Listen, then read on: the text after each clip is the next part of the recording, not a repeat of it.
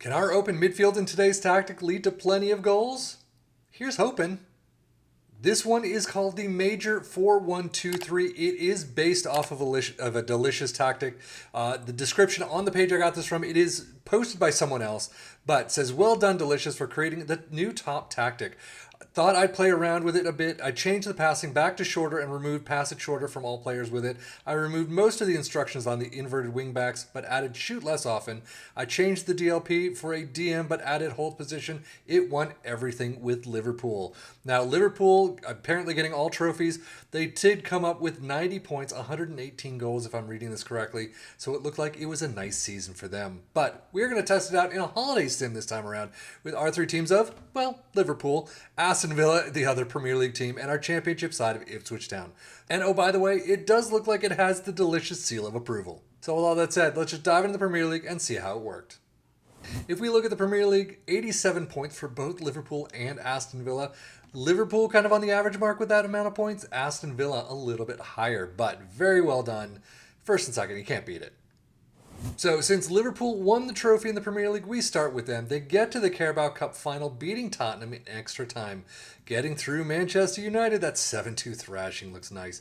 Unfortunately, though, out in the FA Cup quarterfinals, 0-2 against Newcastle. And doubly unfortunate, out in the semi-finals against PSV in the Europa League. So only 2 trophies this season, not quite as nice as the tester who got all 4, but still, I think I'd take it.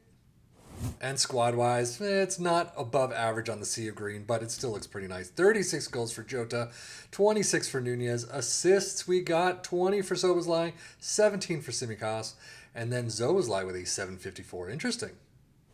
Aston Villa only able to get to the Carabao Cup 4th round against Leicester, losing 0-2. But they get to the FA Cup semi-finals, well, lose 0-3 this time around to Man City.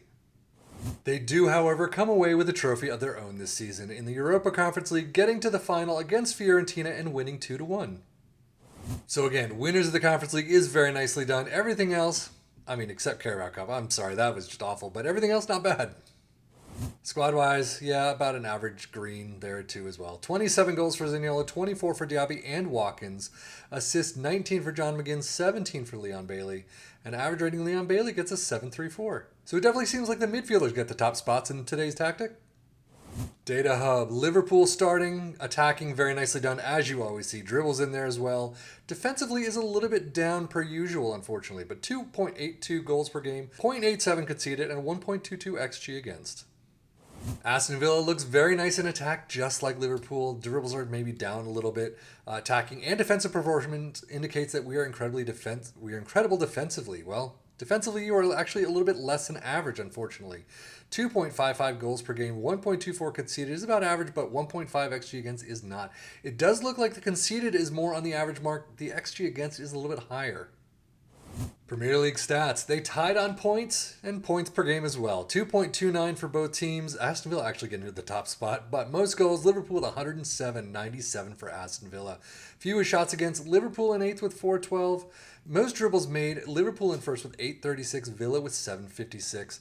And then most shots for 1st and 2nd again with 698 for Liverpool, 621 for Aston Villa. So as usual, if I'm leaving you in suspense for this little bit, there's probably a reason. Unfortunately, the championship side of Ipswich Town came in 3rd. Now, the weird thing about this as well is that they got through the playoffs and won. They almost never do that. And they do fairly well in the domestic cups, getting to the Carabao Cup quarterfinals, losing out to Manchester United only by a single goal. And then FA Cup quarterfinals, Man City this time around, 2-4. So overall, the domestic cups weren't bad at all. Championship wasn't bad, but you're still down by 8 points. You kind of want to bring that up a little. Well, that could be your problem. George Hurst was out for 6 months. There goes your goals. So yeah, squad-wise, not a lot here in the green, but interesting thing is George Hurst was out for 6 months, yet he still has 15 goals. But Caden Jackson leads the team with 21, 16 for Connor Chaplin, and then again, 15 for Hurst. That's not bad. 17 assists for Leif Davis and Wes Burns, and then average rating Connor Chaplin up there at the tops with 719. Championship stats. Ipswich in 3rd with 1.88 points per game. Definitely low for them. But most goals in 1st with 128. Most dribbles made in 3rd with 940. And then most shots for in 1st with 771. So let's just dive into the tactic and see how it worked. We start out with a sweeper keeper in defend, inverted wingbacks in both the left and the right in support, ball playing defender in the central spots, two defensive wingers in support on both sides, a DM in support in the middle, and then three advanced forwards in attack up front. Balanced mentality, in possession attacking with a standard, approach plays pass into space, underlap on the left and the right, focus play down the left and the right, passing directness is shorter, tempo is higher, low crosses and run at defense. In transition, counter press, counter, distribute quickly and roll it out. And out of possession, a high press line of engagement, a lower defensive line, trigger press much more often, prevent your goalkeeper distribution, and get stuck in. So overall, how did it do for our three teams? Not bad. I mean, I'm going to say, unfortunately, Ipswich getting the brunt of this with 92 points. They get into the playoff spots and actually ended up in the playoffs. Let's go to the final. You can see they beat Southampton 2-1. So it wasn't all that huge of a victory, but they still get to the playoffs. They still win it. They still get promoted to the Premier League next season. So all in all, all's well that ends well. But I definitely think if you took control of this, you could do a much better job bringing your own transfers and things like that. If George Hurst wasn't hurt for 6 months, I'm sure that could have picked up.